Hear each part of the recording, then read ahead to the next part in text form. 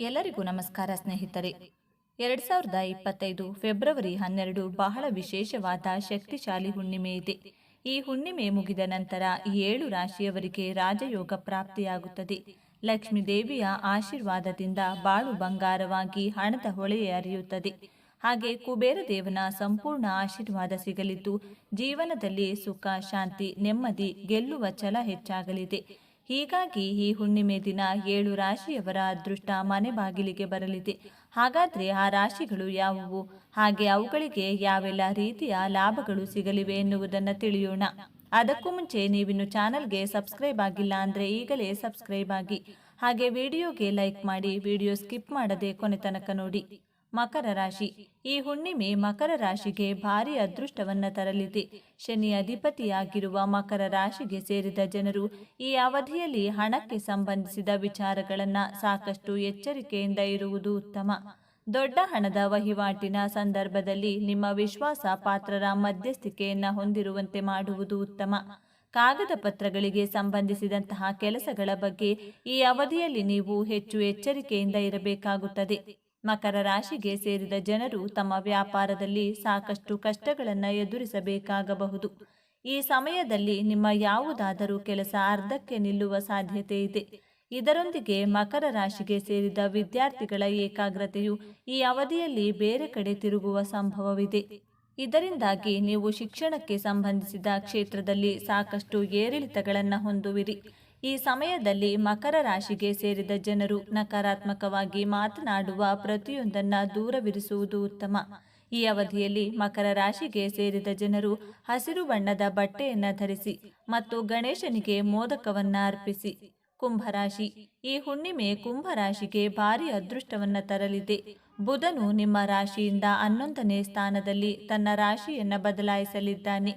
ಈ ಅವಧಿಯಲ್ಲಿ ದೀರ್ಘಕಾಲದಿಂದ ಅಂಟಿಕೊಂಡಿದ್ದ ನಿಮ್ಮ ಎಲ್ಲ ಕೆಲಸಗಳು ಪೂರ್ಣಗೊಳ್ಳುತ್ತವೆ ಮತ್ತು ನಿಮ್ಮ ವ್ಯಕ್ತಿತ್ವವು ಸುಧಾರಿಸುತ್ತದೆ.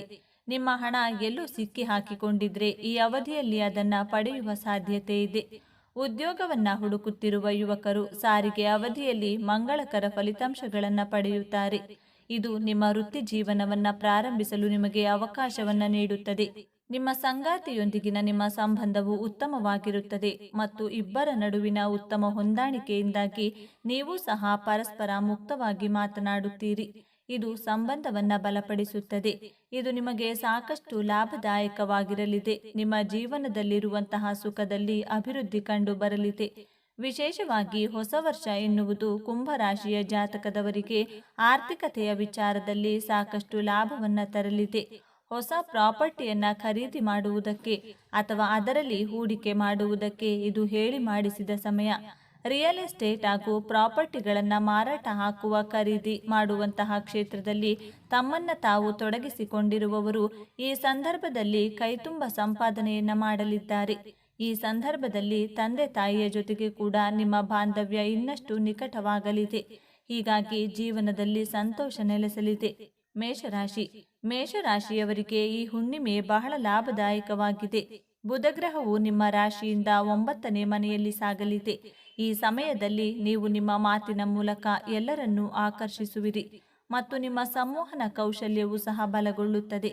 ಇದರಿಂದಾಗಿ ನೀವು ಅಪೂರ್ಣ ಕಾರ್ಯಗಳನ್ನು ಸುಲಭವಾಗಿ ಪೂರ್ಣಗೊಳಿಸಲು ಸಾಧ್ಯವಾಗುತ್ತದೆ. ಕುಟುಂಬ ಸದಸ್ಯರೊಂದಿಗೆ ತೀರ್ಥಯಾತ್ರೆಗೆ ಹೋಗುವ ಸಾಧ್ಯತೆ ಇದೆ ಮತ್ತು ನೀವು ಧಾರ್ಮಿಕ ಚಟುವಟಿಕೆಗಳಲ್ಲಿಯೂ ಆಸಕ್ತಿ ಹೊಂದಿರುತ್ತೀರಿ. ಉದ್ಯೋಗ ಮತ್ತು ವ್ಯಾಪಾರ ಮಾಡುವವರು ಬುಧ ಸಂಚಾರದಿಂದಾಗಿ ಉತ್ತಮ ಲಾಭವನ್ನು ಪಡೆಯುತ್ತಾರೆ ಮತ್ತು ಬುದ್ಧಿವಂತಿಕೆಯ ಮೂಲಕ ತಮ್ಮ ಆರ್ಥಿಕ ಪರಿಸ್ಥಿತಿಯನ್ನು ಬಲಪಡಿಸಲು ಸಾಧ್ಯವಾಗುತ್ತದೆ. ಸಂಕ್ರಮಣ ಅವಧಿಯಲ್ಲಿ ನೀವು ಪ್ರತಿ ಹಂತದಲ್ಲೂ ನಿಮ್ಮ ತಾಯಿ ಮತ್ತು ಸಂಗಾತಿಯಿಂದ ಸಂಪೂರ್ಣ ಬೆಂಬಲವನ್ನು ಪಡೆಯುತ್ತೀರಿ ಮತ್ತು ಕುಟುಂಬದಲ್ಲಿ ಶಾಂತಿ ಮತ್ತು ಸಂತೋಷ ಇರುತ್ತದೆ. ಹಿರಿಯರ ಮಾರ್ಗದರ್ಶನದಿಂದ ನೀವು ಜೀವನದಲ್ಲಿ ಉತ್ತಮವಾದದ್ದನ್ನು ಸಾಧಿಸುವಿರಿ ಮತ್ತು ದಾನ ಧರ್ಮ ಕೆಲಸಗಳಿಂದ ನಿಮಗೆ ಉತ್ತಮ ಲಾಭ ದೊರಕಲಿದೆ. ಕೆಲಸವನ್ನ ಮಾಡುವ ಮೇಷರಾಶಿಗೆ ಸೇರಿದ ಜನರು ತಮ್ಮ ವೃತ್ತಿ ಜೀವನದಲ್ಲಿ ಆರಾಮದಾಯಕ ಸ್ಥಿತಿಯಲ್ಲಿರುವರು ಮತ್ತು ಹೊಸ ಕೆಲಸಕ್ಕಾಗಿ ಉತ್ತಮ ಅವಕಾಶಗಳನ್ನು ಪಡೆಯುವರು. ಮೇಷರಾಶಿಗೆ ಸೇರಿದ ಜನರಿಗೆ ಲಾಭದಾಯಕವಾಗಿರಲಿದೆ. ಈ ರಾಶಿಗೆ ಸೇರಿದ ವಿದ್ಯಾರ್ಥಿಗಳು ಉನ್ನತ ಶಿಕ್ಷಣಕ್ಕಾಗಿ ಉತ್ತಮ ಅವಕಾಶಗಳನ್ನು ಪಡೆಯುವರು. ಸಂಜೆ ನಿಮ್ಮ ಸಂಗಾತಿಯೊಂದಿಗೆ ಅಗತ್ಯ ವಸ್ತುಗಳನ್ನು ಪೂರೈಸುವಲ್ಲಿ ಕೆಲವು ಖರೀದಿಯನ್ನ ಮಾಡುವಿರಿ. ಮಿಥುನ ರಾಶಿ. ಬುಧನು ನಿಮ್ಮ ರಾಶಿಯಿಂದ 7ನೇ ಮನೆಯಲ್ಲಿ ತನ್ನ ರಾಶಿಯನ್ನ ಬದಲಾಯಿಸಿದ್ದಾನೆ. ಈ ಸಮಯದಲ್ಲಿ ನಿಮ್ಮ ತಂದೆಯ ಸಹಾಯದಿಂದ ನಿಮ್ಮ ಅನೇಕ ಕಾರ್ಯಗಳು ಪೂರ್ಣಗೊಳ್ಳುತ್ತವೆ ಮತ್ತು ಹೂಡಿಕೆಗಳ ಮೂಲಕ ನೀವು ಲಾಭವನ್ನು ಪಡೆಯಲು ಸಾಧ್ಯವಾಗುತ್ತದೆ. ಉದ್ಯೋಗದಲ್ಲಿರುವವರು ಅಧಿಕಾರಿಗಳು ಮತ್ತು ಸಹೋದ್ಯೋಗಿಗಳಿಂದ ಸಂಪೂರ್ಣ ಬೆಂಬಲವನ್ನು ಪಡೆಯುತ್ತಾರೆ. ಇದು ಕೆಲಸದ ಸ್ಥಳದಲ್ಲಿ ನಿಮ್ಮ ಪ್ರಭಾವವನ್ನು ಹೆಚ್ಚಿಸುತ್ತದೆ. ನೀವು ಧಾರ್ಮಿಕ ಕಾರ್ಯಗಳಿಗೆ ಹಣವನ್ನು ಖರ್ಚು ಮಾಡುತ್ತೀರಿ ಮತ್ತು ಇತರರಿಗೆ ಸಹಾಯ ಮಾಡಲು ಸಿದ್ಧರಾಗಿರುತ್ತೀರಿ. ಈ ರಾಶಿ ಚಕ್ರ ಚಿಹ್ನೆಯ ಪೋಷಕರು ತಮ್ಮ ಮಕ್ಕಳ ಯಶಸ್ಸಿನ ಬಗ್ಗೆ ಹೆಮ್ಮೆ ಪಡುತ್ತಾರೆ. ಸಂಕ್ರಮಣ ಅವಧಿಯಲ್ಲಿ ಮಿಥುನ ರಾಶಿಯವರಿಗೆ ವಿದೇಶ ಪ್ರಯಾಣದ ಸಾಧ್ಯತೆಯೂ ಇದೆ. ಕೆಲಸವನ್ನು ಬದಲಾಯಿಸಲು ನಿರ್ಧರಿಸಬೇಡಿ. ಭವಿಷ್ಯದಲ್ಲಿ ನೀವು ಉತ್ತಮ ಅವಕಾಶಗಳನ್ನು ಪಡೆಯಬಹುದು. ವಿದೇಶದಲ್ಲಿ ವಿದ್ಯಾಭ್ಯಾಸ ಮಾಡಲು ಬಯಸುವ ವಿದ್ಯಾರ್ಥಿಗಳಿಗೆ ಇಂದು ಒಳ್ಳೆಯ ಸುದ್ದಿ ಸಿಗಬಹುದು. ವ್ಯಾಪಾರದಲ್ಲಿ ತೊಡಗಿರುವ ಜನರು ಬುದ್ಧಿವಂತಿಕೆಯಿಂದ ಹೂಡಿಕೆ ಮಾಡಬೇಕು. ಇದು ಆರ್ಥಿಕ ಲಾಭವನ್ನು ತರುತ್ತದೆ. ಆಸ್ತಿ ಮತ್ತು ಹೂಡಿಕೆಗೆ ಸಂಬಂಧಿಸಿದ ನಿರ್ಧಾರಗಳನ್ನು ಬಹಳ ಎಚ್ಚರಿಕೆಯಿಂದ ತೆಗೆದುಕೊಳ್ಳಿ. ತಾಳ್ಮೆಯನ್ನು ಕಾಪಾಡಿಕೊಳ್ಳಿ ಮತ್ತು ಆತುರದಲ್ಲಿ ಯಾವುದೇ ನಿರ್ಧಾರ ತೆಗೆದುಕೊಳ್ಳಬೇಡಿ. ಸಿಂಹರಾಶಿ. ಬುಧ ನಿಮ್ಮ ರಾಶಿಯಿಂದ 5ನೇ ಮನೆಯಲ್ಲಿ ಸಾಗಲಿದ್ದಾನೆ. ಈ ಸಮಯದಲ್ಲಿ ನಿಮ್ಮ ಸಂಗಾತಿಯೊಂದಿಗಿನ ನಿಮ್ಮ ಸಂಬಂಧವು ಬಲಗೊಳ್ಳುತ್ತದೆ ಮತ್ತು ನಿಮ್ಮ ಸಂಗಾತಿಯೊಂದಿಗೆ ನೀವು ಮನೆಯಲ್ಲಿ ಧಾರ್ಮಿಕ ಕಾರ್ಯಕ್ರಮವನ್ನು ಸಹ ಪ್ರಾರಂಭಿಸಬಹುದು. ನೀವು ಹೊಸ ವ್ಯವಹಾರವನ್ನು ಪ್ರಾರಂಭಿಸಲು ಬಯಸಿದರೆ ನೀವು ಉತ್ತಮ ಲಾಭವನ್ನು ಪಡೆಯುತ್ತೀರಿ ಮತ್ತು ನಿಮ್ಮ ವ್ಯವಹಾರವನ್ನು ವಿಸ್ತರಿಸುವ ಸ್ಥಿತಿಯಲ್ಲಿರುತ್ತೀರಿ. ನೀವು ಹೊಸ ವಾಹನ ಅಥವಾ ಭೂಮಿಯನ್ನು ಖರೀದಿಸಲು ಬಯಸಿದರೆ ಈ ಅವಧಿಯಲ್ಲಿ ನಿಮ್ಮ ಆಸೆ ಈಡೇರುತ್ತದೆ. ಸಾರಿಗೆಯ ಅವಧಿಯಲ್ಲಿ ಸಂವಹನ ಕೌಶಲ್ಯಗಳು ಉತ್ತಮವಾಗಿರುತ್ತವೆ. ಇದರಿಂದಾಗಿ ನಿಮ್ಮ ಸುತ್ತಲಿನ ವಾತಾವರಣವು ತುಂಬಾ ಧನಾತ್ಮಕವಾಗಿರುತ್ತದೆ. ಕನ್ಯಾ ರಾಶಿ. ಬುಧನು ನಿಮ್ಮ ರಾಶಿಯ 4ನೇ ಸ್ಥಾನದಲ್ಲಿ ತನ್ನ ರಾಶಿಯನ್ನು ಬದಲಾಯಿಸಲಿದ್ದಾನೆ. ಈ ಅವಧಿಯಲ್ಲಿ ನಿಮ್ಮ ಖರ್ಚುಗಳು ನಿಯಂತ್ರಣದಲ್ಲಿರುತ್ತವೆ ಮತ್ತು ಹಣವನ್ನು ಉಳಿಸುವಲ್ಲಿ ನೀವು ಯಶಸ್ವಿಯಾಗುತ್ತೀರಿ. ಸ್ಪರ್ಧಾತ್ಮಕ ಪರೀಕ್ಷೆಗಳಿಗೆ ತಯಾರಿ ನಡೆಸುತ್ತಿರುವ ವಿದ್ಯಾರ್ಥಿಗಳು ಈ ಅವಧಿಯಲ್ಲಿ ಶುಭ ಫಲಿತಾಂಶಗಳನ್ನು ಪಡೆಯಬಹುದು ಮತ್ತು ಕುಟುಂಬದ ಸದಸ್ಯರು ಸಹ ಸರ್ಕಾರದ ಯೋಜನೆಯ ಲಾಭವನ್ನು ಪಡೆಯಬಹುದು. ಸಾರಿಗೆ ಅವಧಿಯಲ್ಲಿ ಉದ್ಯಮಿಗಳು ಪ್ರಗತಿಗಾಗಿ ಅನೇಕ ಯೋಜನೆಗಳನ್ನು ಜಾರಿಗೆ ತರುತ್ತಾರೆ. ಇದು ವ್ಯವಹಾರದಲ್ಲಿ ಉತ್ತಮ ಪ್ರಗತಿಗೆ ಕಾರಣವಾಗುತ್ತದೆ. ಬಾಡಿಗೆಗೆ ವಾಸಿಸುವ ಜನರು ಈ ಅವಧಿಯಲ್ಲಿ ಸ್ವಂತ ಮನೆಯನ್ನು ಸಹ ಖರೀದಿಸಬಹುದು. ತುಲಾ ರಾಶಿ. ಬುಧನು ನಿಮ್ಮ ರಾಶಿಯಿಂದ 3ನೇ ಸ್ಥಾನದಲ್ಲಿ ಸಾಗಲಿದ್ದಾನೆ. ಈ ಸಮಯದಲ್ಲಿ ನಿಮ್ಮ ಗುರಿಗಳನ್ನು ಸಾಧಿಸುವುದರ ಜೊತೆಗೆ ನೀವು ಹೊಸದನ್ನು ಮಾಡಲು ಪ್ರಯತ್ನಿಸುತ್ತೀರಿ ಮತ್ತು ಜೀವನದಲ್ಲಿ ಕೆಲವು ಪ್ರಮುಖ ನಿರ್ಧಾರಗಳನ್ನು ತೆಗೆದುಕೊಳ್ಳುತ್ತೀರಿ.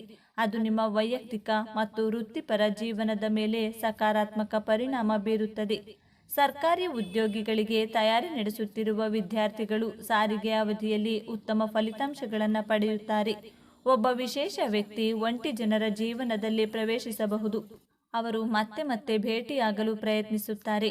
ಸ್ವಂತ ವ್ಯಾಪಾರ ಮಾಡುವವರು ಸಂಕ್ರಮಣ ಕಾಲದ ಶುಭ ಪ್ರಭಾವದಿಂದ ಉತ್ತಮ ಪ್ರಗತಿಯನ್ನು ಸಾಧಿಸುತ್ತಾರೆ ಮತ್ತು ತಮ್ಮ ಪ್ರಾಬಲ್ಯವನ್ನು ಸ್ಥಾಪಿಸುತ್ತಾರೆ. ಸ್ನೇಹಿತರೆ, ಈ ಮಾಹಿತಿ ನಿಮಗೆ ಇಷ್ಟವಾಗಿದ್ದಲ್ಲಿ ದಯವಿಟ್ಟು ಶೇರ್ ಮಾಡಿ, ಲೈಕ್ ಮಾಡಿ ಮತ್ತು ನಮ್ಮ ಚಾನಲ್ಗೆ ಸಬ್ಸ್ಕ್ರೈಬ್ ಆಗಿ. ಎಲ್ಲರೂ ಭಕ್ತಿಯಿಂದ ಓಂ ಶ್ರೀ ಶನೇಶ್ವರ ನಮಃ ಅಂತ ಕಮೆಂಟ್ ಮಾಡಿ. ಧನ್ಯವಾದಗಳು.